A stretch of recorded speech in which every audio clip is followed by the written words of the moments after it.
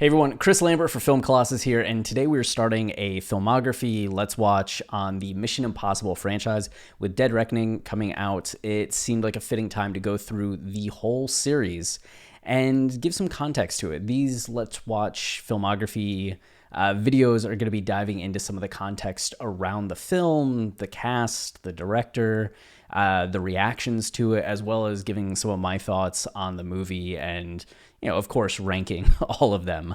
And it's kind of surprising. I've seen all of these except Mission Impossible 1. So this was my first time watching Mission Impossible 1. But some of them, like Mission Impossible 2, I haven't seen since theaters in 2000.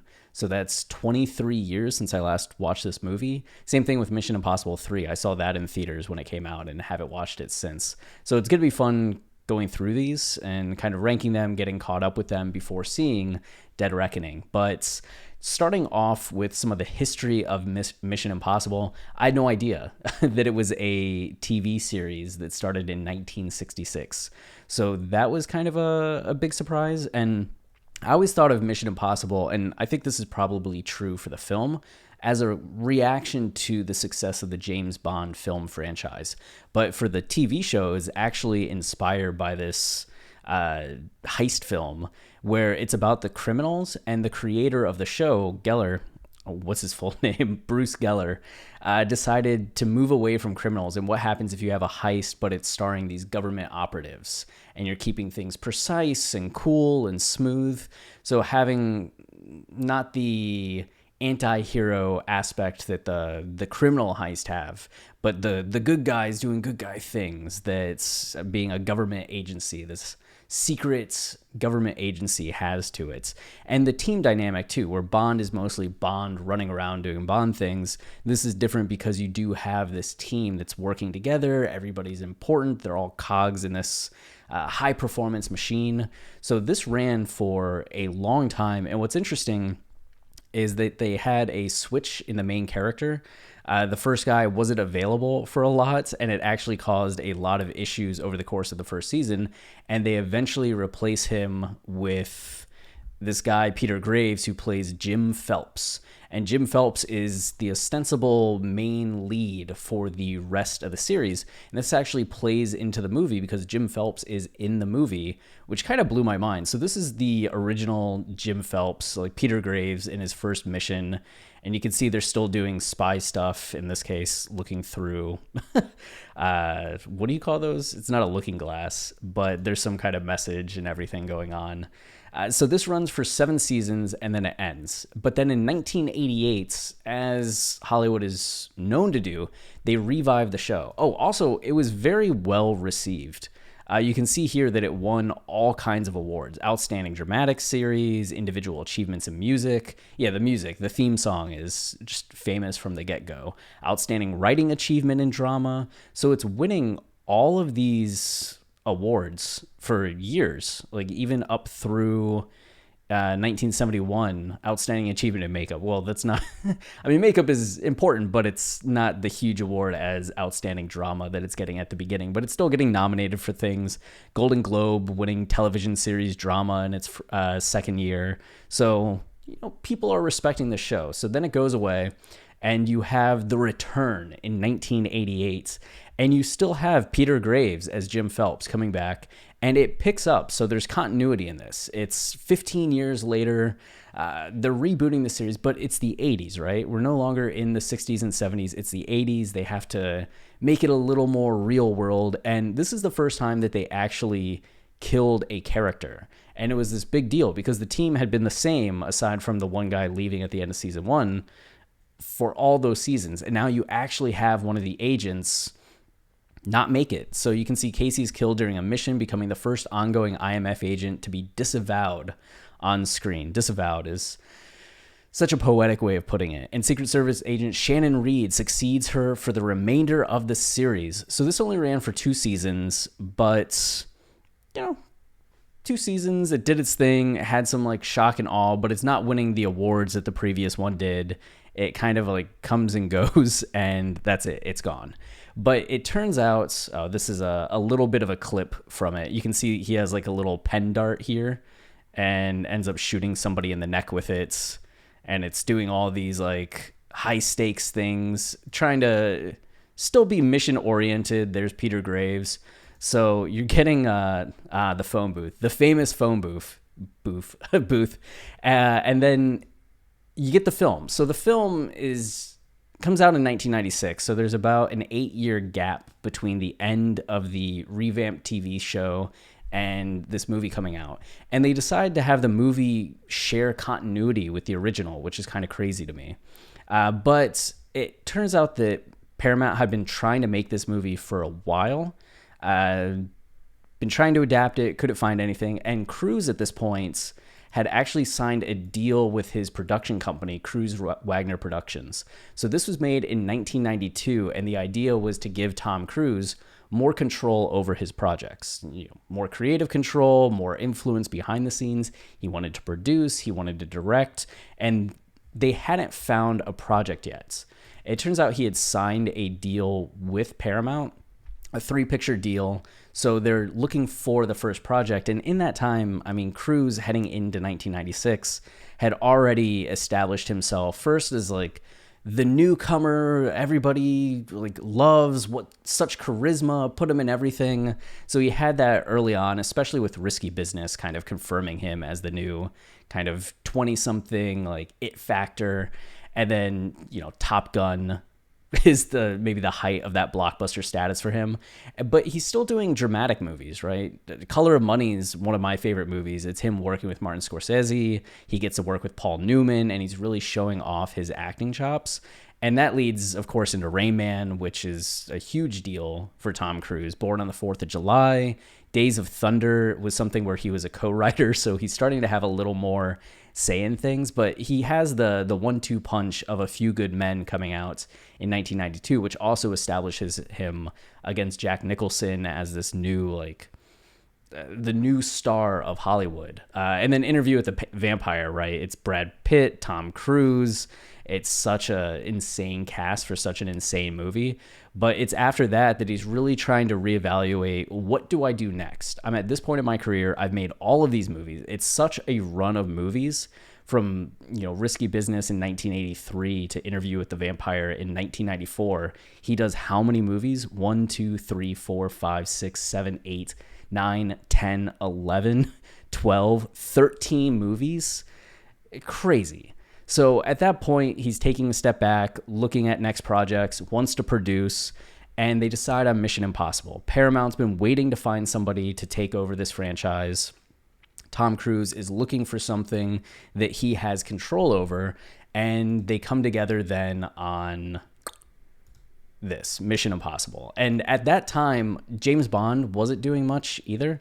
You can see here in the rush of late 70s, 80s Bond movies, kind of topped off with License to Kill in 1989, which then leaves you with GoldenEye in 1995. And GoldenEye was a nice reboot for the franchise and really kind of hit home with bringing back this blockbustery spy movie. And you have Pierce Brosnan really establishing himself as this suave, debonair guy. But it also is this thing that people are now really kind of looking for and thirsting for, the spy movie again, which is this perfect opportunity then for Mission Impossible to come in and do its thing. So with Cruise being so focused and such a part of the production of this, there's actually this whole backstory of like Tom Cruise getting to pick the director. He had initially been working on things with Sidney Pollack, who's also a very famous filmmaker, right? What did what did Pollack do? I know he's famous, but what did he do? I don't think I've seen any of these. The Firm, I haven't seen The Firm, but wow, do I just know the name Sidney Pollack but actually not know any Sidney Pollack movies? Well, there's a filmography that I need to do. So, okay. But then it turns out that he wants to go with De Palma because he had dinner with De Palma during Interview with the Vampire and liked De Palma's filmography. And De Palma is also incredibly impressive when it comes to his filmography.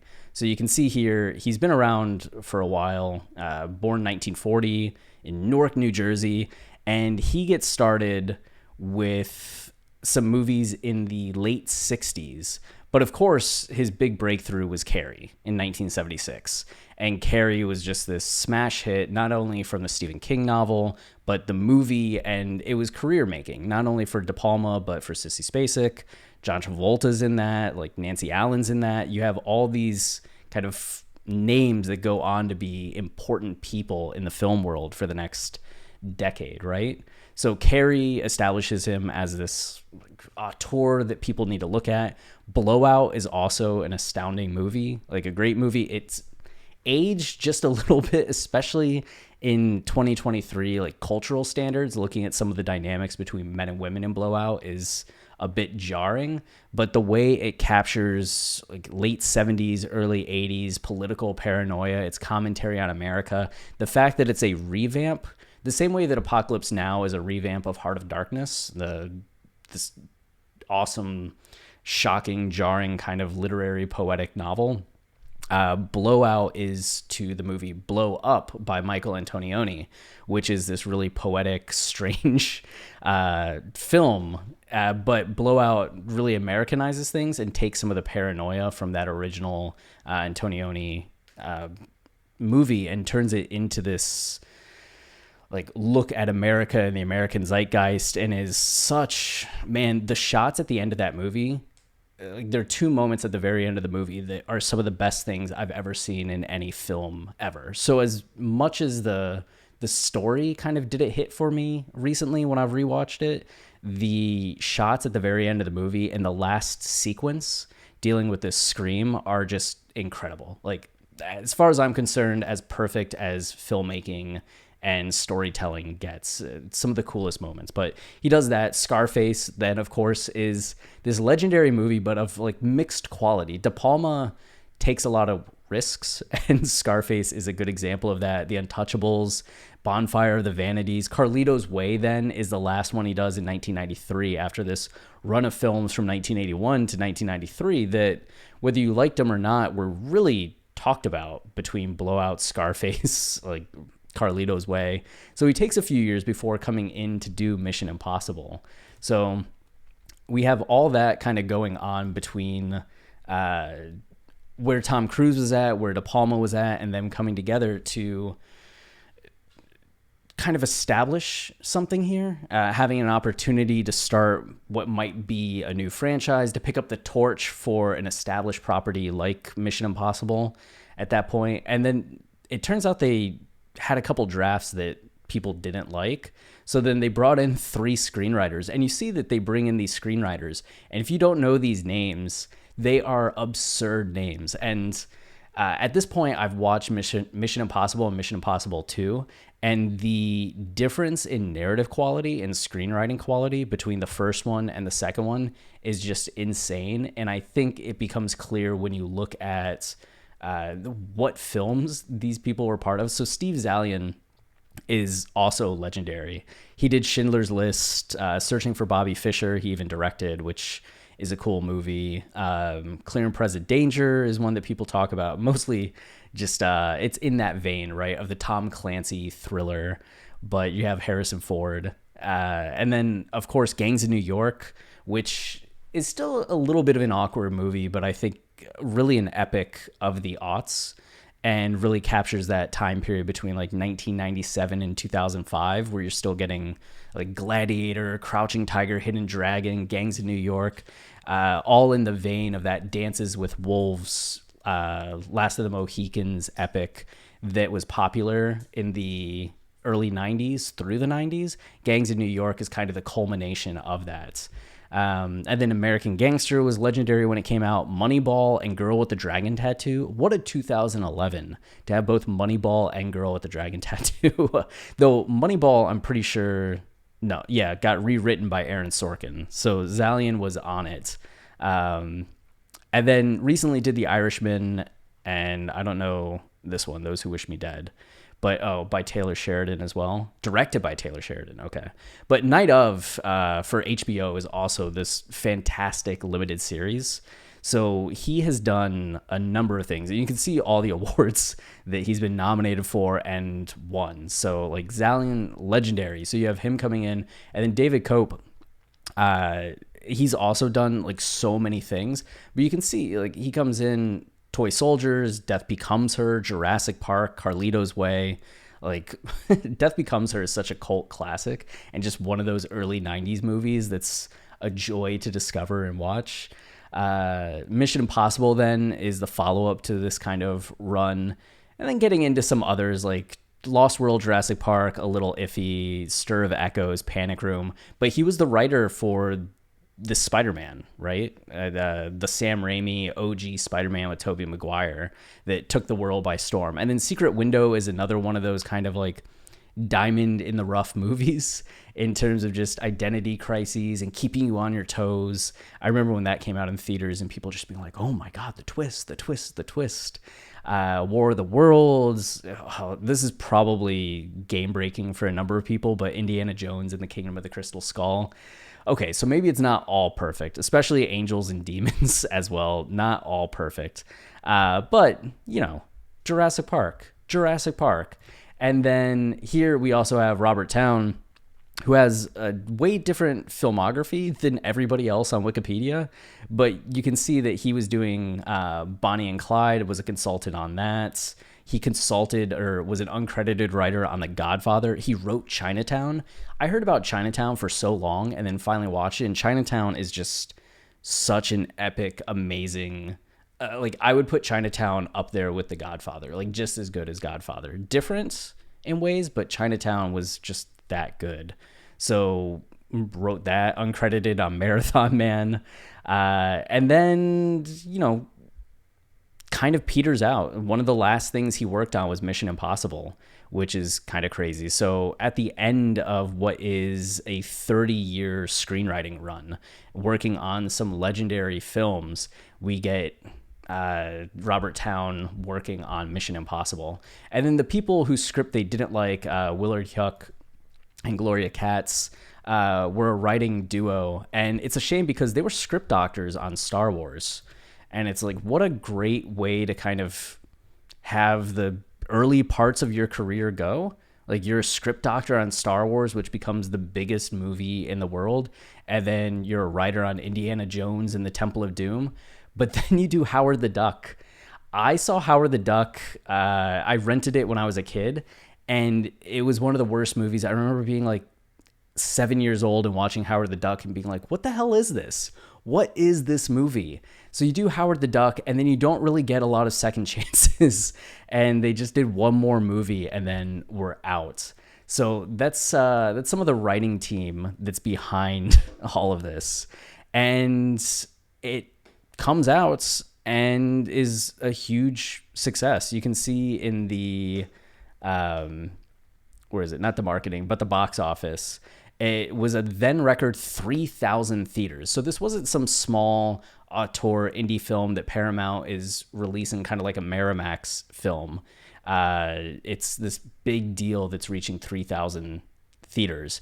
And it beats Terminator 2 Judgment Day in opening weekend. Of course, it's 5 years later.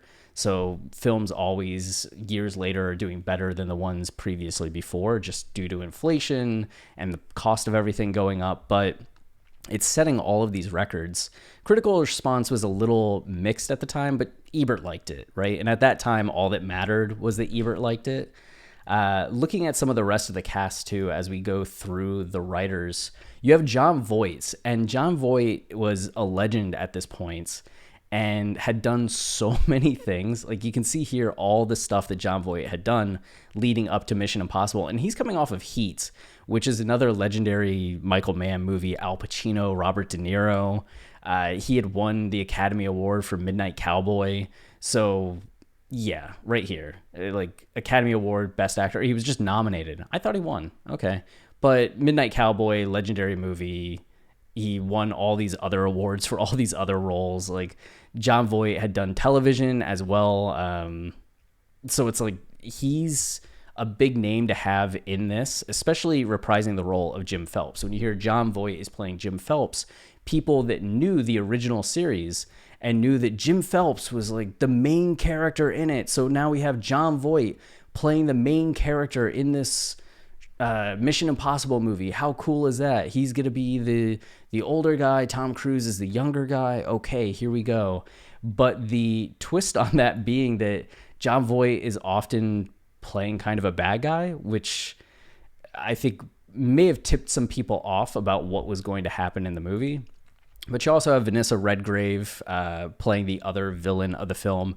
And it's not just Vanessa Redgrave, it's Dame Vanessa Redgrave. She is also a legend. You can see all the credits she had leading up to Mission Impossible here. And it's just so many movies, including the aforementioned Blow Up by Antonioni that De Palma had riffed on for Blowout. So that was probably very exciting for him to get to work with Vanessa Redgrave. But she had been in so many movies, on the stage, had done TV, just like absolute legend. So you have Voight and Redgrave kind of, I think, there for some of the older crowd who are looking to these more established actors as connecting them to the older franchise and wondering what role they're going to play. And then you also have Emmanuelle Bert coming in, playing the love interest and co-lead in this film. And she had been in a lot of French movies leading up to Mission Impossible. I don't think it was only French film, but it might have only been French film, including a movie called A French Woman. So her role in Mission Impossible is, kind of finding this newcomer to Hollywood and introducing her to the American audience, which is cool. And then Ving Rhames, of course, a legend as well. And you have Ving just coming in and doing his thing. And he's coming off of, at this point, Marcellus Wallace, right? He had just done Pulp Fiction in 1994. So he had been doing a number of movies leading up to this. And then Pulp Fiction 1994 is really the, Ving Rhames is like somebody that we should look for, invest in, be excited about. And I would think Mission Impossible was the next big film after that for him to get kind of this starring leading role or co-leading role, supporting role in. And then he would go on to do a lot of other things. But Mission Impossible really was kind of another kickoff point, because even though Pulp Fiction got him all of this attention, being in something like Mission Impossible is really what is the next establishment of that wasn't just a good one-off performance. This is a guy that we're going to put in a lot of things, and Mission Impossible is kind of the gateway for all of that. So you have him as Marcellus, and then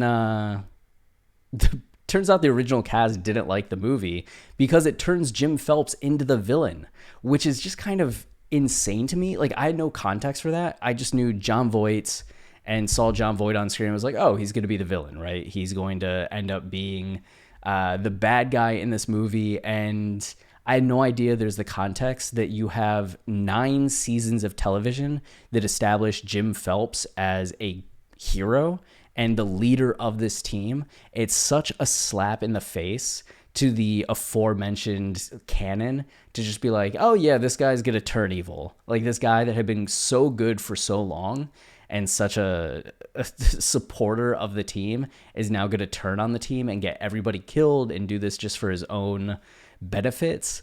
I get why the original cast was angry. Like, as soon as I found out that Jim Phelps was the character in the TV show, I was just like, oh, that's not going to sit well with anybody that loved the original show, because at that point, it kind of feels indulgent on Tom Cruise, this newcomer to the franchise who's taking this thing that people had cared about and saying, this is mine now. That whole team that you had liked before, we're going to destroy them in the opening scene, disavow all of them. And then the main hero that you had all loved is now the villain. And it's me, Ethan Hunt, Tom Cruise, who's the good guy. How do you like that? Whew, that is harsh. But it also, I think, kind of fits the tone of the 90s, where people are being, and really the tone of Brian De Palma, where things are a bit more transgressive in that way, and you're kind of kicking down old structures and institutions, throwing up some middle fingers to people. And it's just, this was your establishment? Well, I'm knocking it down. We're doing something different. And that really is jarring. Imagine a Power Rangers movie where at the beginning of the Power Rangers movie, they just murder all the Power Rangers. They're like, all right, we're going to get some new Rangers. That's insane. That would be very jarring for all the kids who are happily going to see a Power Rangers movie. But that's essentially what the Mission Impossible movie did. And that's crazy to me in hindsight. I already thought it was crazy in the opening scene that they get rid of the full team. I thought that was kind of daring, like moving into the actual analysis of the movie. I liked the structure of the movie too, that you had the introduction to a mission and then the mission itself and the aftermath of it. And you had that just repeat 3 times. So it's the introduction to this initial dinner party heist that they're doing, or mission that they're doing, then the mission itself where everything goes wrong, and then the fallout of that as Ethan tries to scramble now that he's a wanted man and figure out what went wrong. And then you have the start of the next mission. They figure out what they're going to do next, and they set up the whole operation to get the knock list that has the famous wire scene and him plummeting to the floor and just barely not touching the floor. And I remember this. I was 9 years old when this movie came out, and I remember this being everywhere. People aping it, talking about it. It makes sense now that at the time all these adults had the context of the Mission Impossible show, but also this being kind of the first big deal. I guess you had Harrison Ford, Tom Clancy movies, but GoldenEye had just come out. Now you're having this action sequence. And this is really kind of taking a bit of a pivot and being a little smaller, a little more auteur and effective, despite the big budget, despite the big release, than something like GoldenEye. I just feel like there was a bit more craft to this, especially because you only had the 3 set piece scenes. You have that first mission, you have this, and then you have the train scene at the end of the movie. So they put a lot of time and care into the micro narratives of each of these set pieces. And I feel like that was really well done and strongly done. So you have this mission and then the fallout of this mission, and then that leads to the train sequence. And you have the introduction of everything that's leading into the train sequence, then the sequence itself, followed then by the aftermath of it. And this is also crazy, and even crazier when you realize that even at this point, Tom Cruise was doing all of his own stunts, or most of his own stunts. It wasn't getting to the same level as we'd even see in Mission Impossible 2, where he's free soloing up a mountain, which is still Hollywoodized just a little bit. I mean, even this, he looks like he's on the top of the train. They got a train, but there's also a wind machine. There's a blue screen. This isn't really him on top of a speeding train, though I think at this point in the franchise in 2023, he would just be on top of a speeding train. But in these early days, he's doing this. He's leaping from the train to the helicopter. He's doing his scenes, and you're getting a lot of Jon Voight doing Jon Voight things, which is cool. But it's just such an effectively structured film that I see why it worked. But it's also Brian De Palma. I had just watched some clips from this movie and remember seeing the fish tank scene where they shoot this fish tank, and just thinking it's ridiculous how it's shot, the angles that Brian De Palma picked. It looked almost cheesy to me in a way. And that's the same way that I feel about Carlito's Way, Scarface, The Untouchables. There's moments of brilliance, and then also moments that feel like a made-for-TV movie.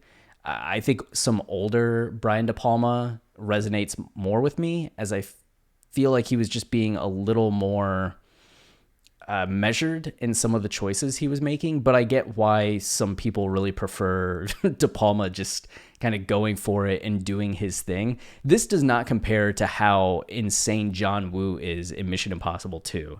It makes the first Mission Impossible feel very careful and very stoic. But this is still De Palma being very De Palma with some of the angles that just aren't what you expect. I think especially in comparison to GoldenEye, it has such a different look and feel about it because De Palma is a different kind of filmmaker. But the structure, the performances, the surprise of the team getting disavowed at the beginning, and then just the story being so concise and kind of a classic spy thriller with some of the inclusion of the tech and the nuance that you get from scenes like the wire scene, and how much tension is there, and just all the little ways in which the scene goes about creating these micro narratives throughout.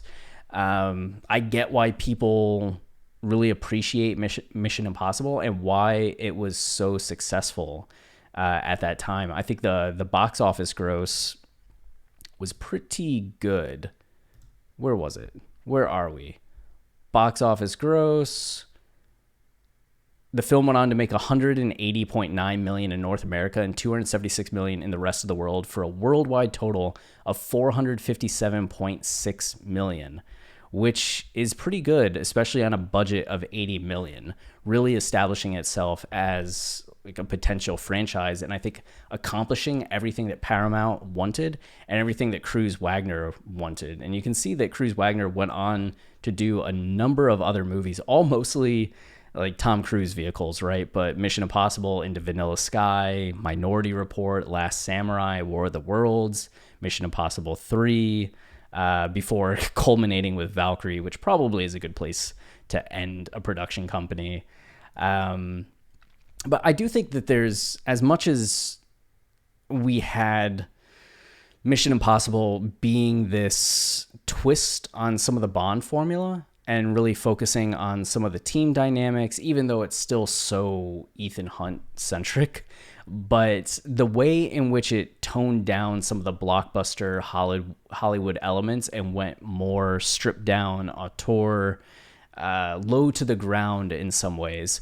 I feel like Bourne Identity was then a reaction to not just Bond, but also Mission Impossible, and looking and being like, okay, what Mission Impossible did in 1996, we want to do in 2002, but strip it down even further and really build out the government aspect. Because even though Mission Impossible is this government agency, it does feel at times really disconnected from the sense of the government agencies, because it's mostly just Ethan Hunt doing spy stuff.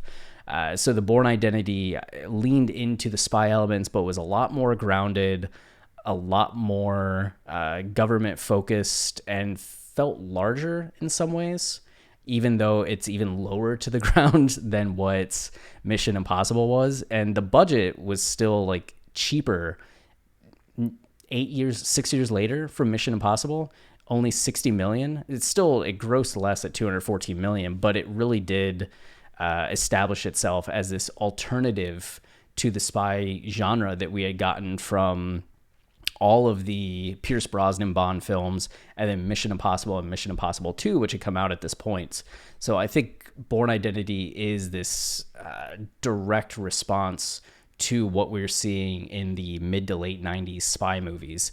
And then, of course, that all leads back to Casino Royale, which I think it was the Bond franchise looking at what happened with the Pierce Brosnan series, where the Mission Impossible series kind of found its piece of the pie, and what Bourne did to find its piece of the pie, and said, all right, we're going to go back to our roots. We're going to go our auteur as well, but we're going to do it better than what any of you did. And that's what kicked off this whole Daniel Craig series of Bond movies. That's such, I think, a great mix of what we got with Pierce Brosnan, what we got with Mission Impossible, and what we were getting with the Bourne movies, but just mashing it all together into this kind of perfect spy, blockbustery, auteur-y film. So I'm very thankful for Mission Impossible kind of leading us to Casino Royale.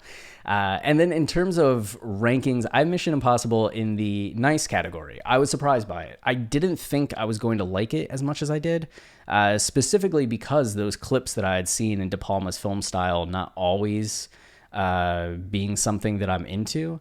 I didn't think it would be, on the whole, so affecting, and Tom Cruise at times. I can't get over, between the first movie and the second movie, just the difference in visuals of Tom Cruise and his character. But the first one, it just felt like he was playing the role so well. There were genuine surprises along the way, I thought. And I was very impressed by the structure, the screenplay, and the world that the Mission Impossible film established. And yeah, at the end of it, I was looking forward to the next one. So good start to a franchise. And then tune in next time for Mission Impossible Part 2. Or no, Mission Impossible 2. And we'll talk about that one. And that's going to be a much darker conversation in terms of the positive points, I think. But we'll get into it. Until next time.